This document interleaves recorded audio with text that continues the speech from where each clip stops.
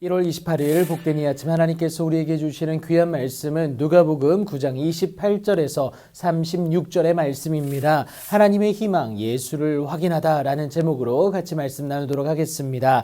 제자의 길이 무엇인지 또 그 길을 어떻게 걸어야 하는지를 예수님이 직접 말씀해 주셨습니다. 하지만 제자들은 도통 이해할 수가 없었어요. 그도 그럴 것이 예수님을 하나님의 그리스도이십니다라고 고백한 베드로조차 여느 유대인들처럼 선지자 이사야의 예언을 오인하여서 정치적 메시아로 이해하는 부분이 컸기 때문에 그렇습니다. 여하튼 이 때문에 예수님은 제자들에게 순한 예고를 하신 것이고 이적이나 고백 뒤에는 항상 함구 명령을 내리셨던 이유가 이것이다라는 겁니다. 제자들조차 이해하지 못하는데 어찌 예수님의 그리스도 되심을 온전히 전할 수 있겠냐라는 걱정이 있으셨던 것이죠. 왜곡된 메시아가 전해질 것은 불을 보듯 뻔했습니다. 그래서 제자도에 대한 말씀을 하신 후에 8일쯤 되어서 예수께서 베드로와 요한과 야고보 이 세 제자를 데리고 기도하러 산에 올라가십니다. 그런데 예수님이 기도하실 때에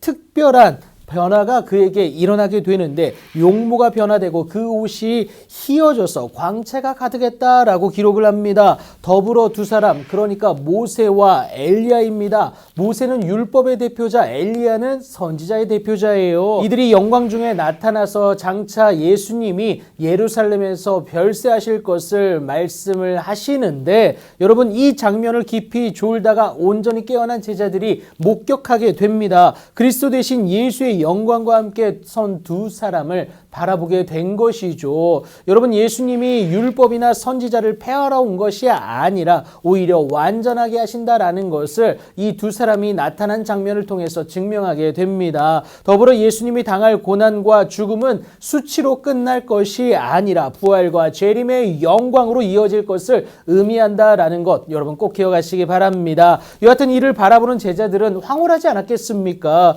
구약을 가진 유대인들이었고요. 그들은 믿음의 선진들이었습니다. 그런데 두 사람이 떠날 때에 흥분한 베드로는요, 자기가 어떤 말을 하는지도 모르면서 얘기를 하게 됩니다. 주여, 우리가 여기 있는 것이 좋사오니 초막 셋을 질 때 하나는 주를 위하여, 하나는 모세를 위하여, 하나는 엘리야를 위하여 짓겠다라는 것을 말하게 됩니다. 목격 자체로 몹시 무서웠기 때문에 이 허황된 말을 했다라고 얘기를 하는데, 그렇다고 하더라도 여기에 안식에서는 안 되는 베드로 아닙니까? 예수님으로부터 사람을 낚는 어부가 되리라는 사명을 가졌는데 지금 여기에 머물러 있는다는 것은 허튼 소리일 수밖에 없습니다. 어느 누구에게 어떠한 대답도 듣지 못한 채 구름이 와서 그들을 덮게 되는데 구름 속으로 빨려 들어가는 듯한 두려움이 그들에게 엄습하게 됩니다. 그리고 구름 속에서 소리가 나서 이르기를 뭐라고 합니까? 이는 나의 아들 곧 택함을 받은 자니 너희는 그의 말을 들으라.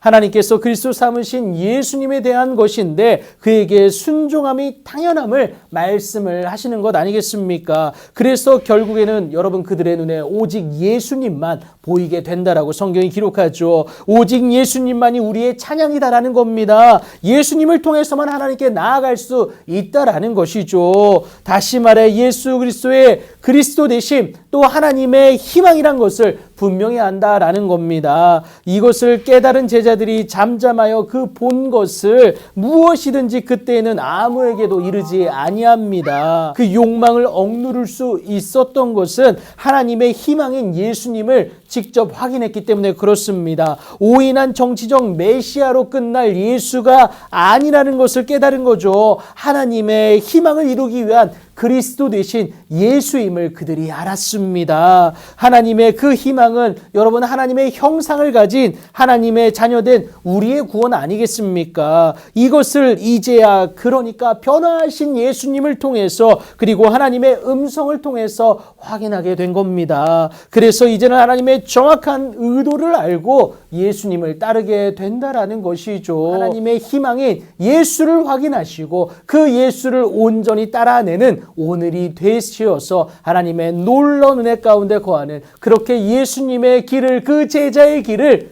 그 고난이지만 영광의 그 길을 기쁨으로 걸어내시는 여러분들의 귀하고 복된 오늘이 되길 예수님의 이름으로 축복합니다.